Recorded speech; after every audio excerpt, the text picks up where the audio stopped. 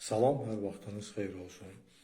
Qan şəkərini dərhal aşağı salmaqdan ötürü bizə iki tərkib hissəsi lazım olacaq.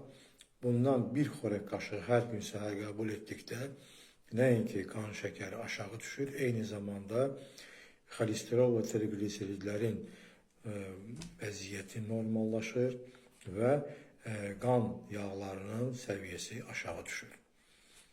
Bu qarışımdan istifadə etdikcə eyni zamanda qaracərin fəaliyyəti yaxşılaşmış olur və sağlam şəkildə arıqlamağa da köməklik göstərir. Şəkər xəstəliyi dünyada yayılmasına görə 3-cü yerdə dayanır. İnfarkt və xərçəng xəstəliyindən sonra.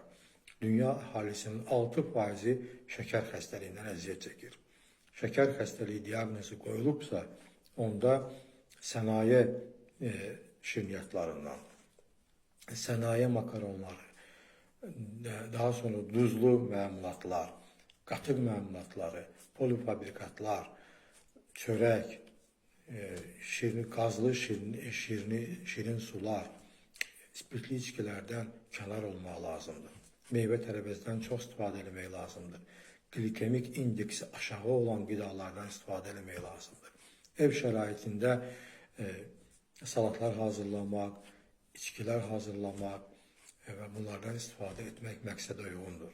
Şəkərli diabet zamanı istifadə olunan ərzaqlar bir-birinə uyğun şəkildə olmalıdır və sağlam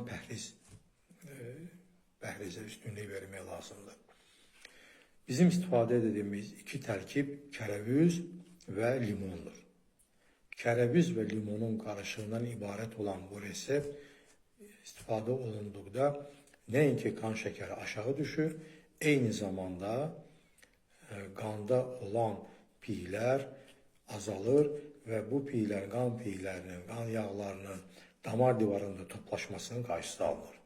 300 qram kərəvizin kökünü təmizləyib sötkəcdən keçdikdən sonra kiçik bir qazana tökürük.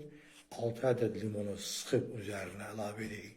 Yaxşı qarışdırırıq və bu kiçik qazanın ağzını bağladıb kənara qoyuruq. Kərəviz və limonun suyu bu qazana çıxmaqda davam edərkən daha böyük bir qazan götürürük, su tökürük, qaynadırıq və kərəviz və limon olan bu kiçik qazanı həmin bu qazanın içərisinə yerləşdiririk. Temperaturu azaldıb 2 saat qaynamağı gözləyirik. 2 saatdan sonra bu kiçik qazanı götürürük, soyuluruq və içərisində olan bu kərəviz və limon qarışığını soyulduqdan sonra şüşə bankaya əlavə edib ağzını bağlayıb soyuducuda saxlayırıq. 2 aya qədər bunu soyuducuda saxlamaq olar. Hər səhər bir xörək qaşığı ac qarnına yeməkdən 1 saat əvvəl istifadə edə bilərsiniz. Hamınıza can sağlığı arzulayıram.